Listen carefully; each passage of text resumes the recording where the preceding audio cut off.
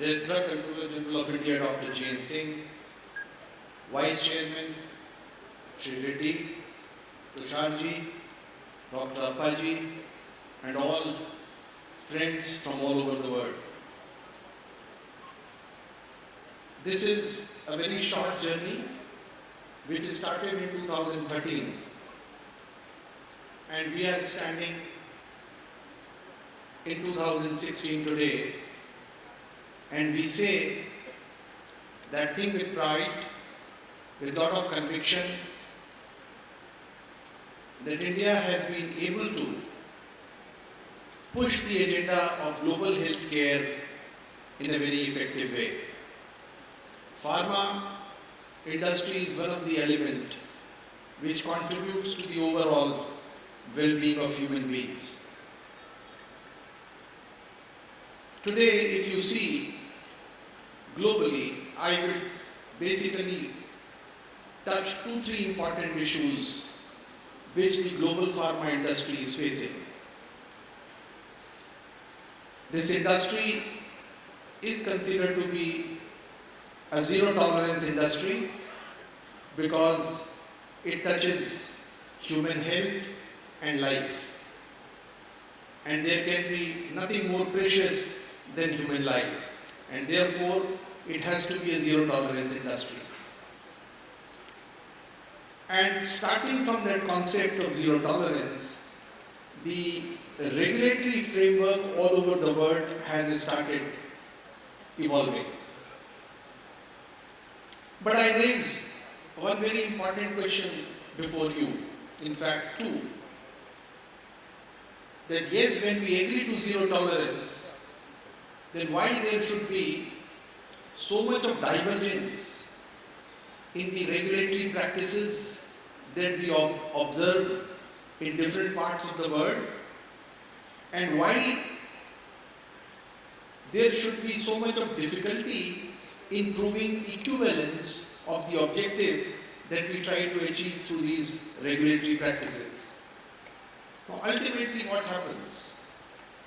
A practice which is followed in a country, the objective is human health and safety, is very different from the practice that is followed in another country, in its finer footprint and details.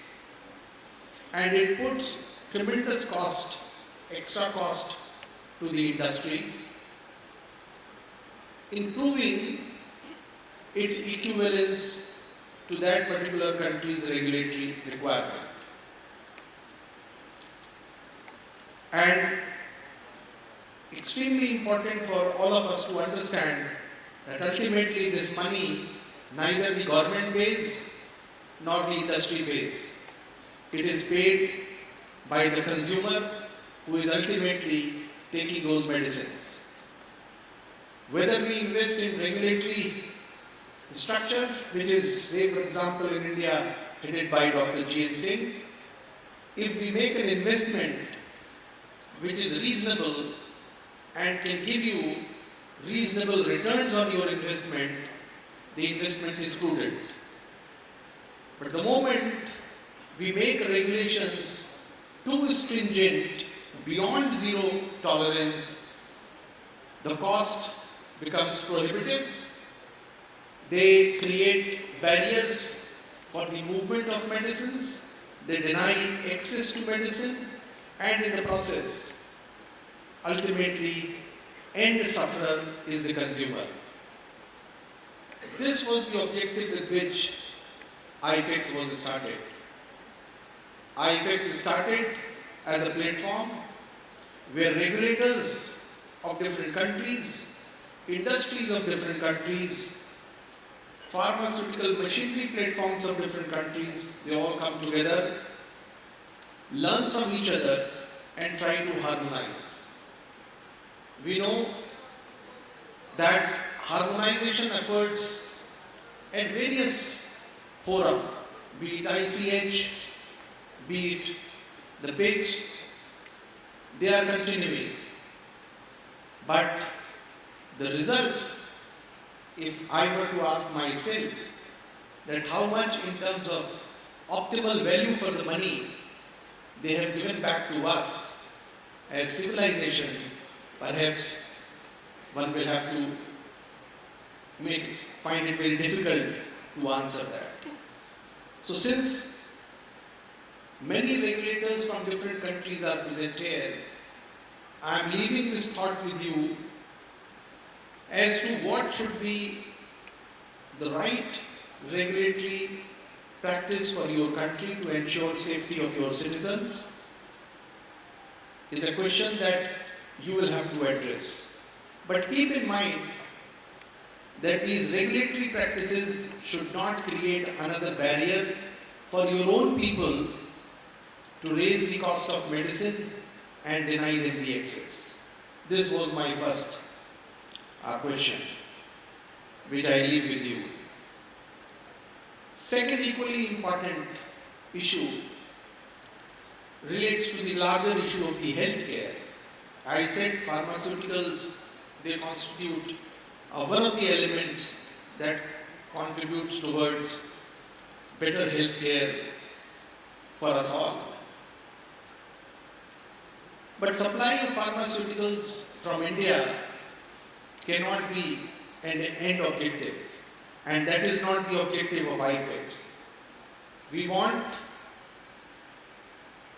other countries also to develop their own industry, to develop their own capacities in terms of technology, in terms of human resource, in terms of regulatory practices, and create a system which can look after its people.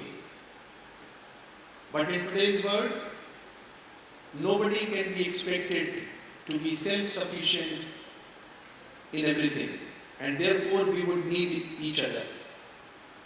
How did this India embark on this journey?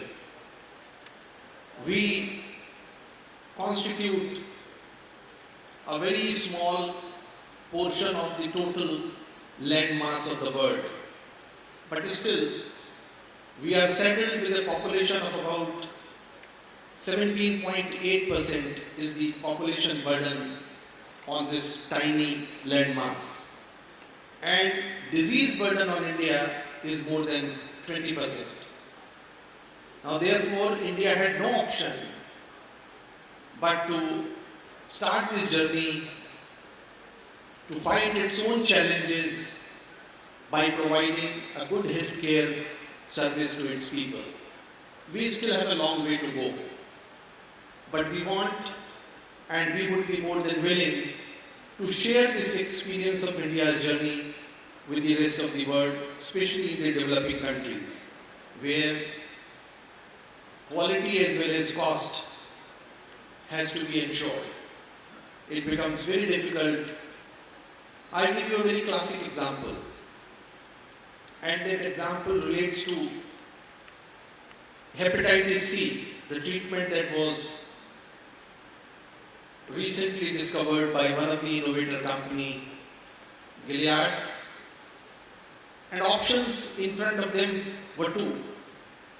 Either they sold that medicine at $80,000 per treatment, or they didn't sell it, because people who were affected by this disease in countries like India, they would not be in a position to afford $80,000 for 6 months treatment. And therefore, they took a very wise decision that this innovation should not go waste. And therefore, they took route of the voluntary license.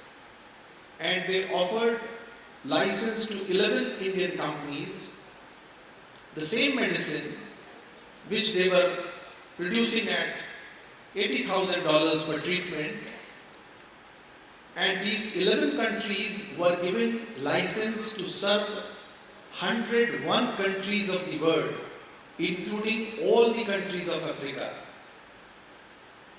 And I know today, when we met 2 weeks ago in Delhi with various high commissioners and ambassadors of different countries, that many countries didn't know that their country is licensed already and they can get access to affordable medicines from India.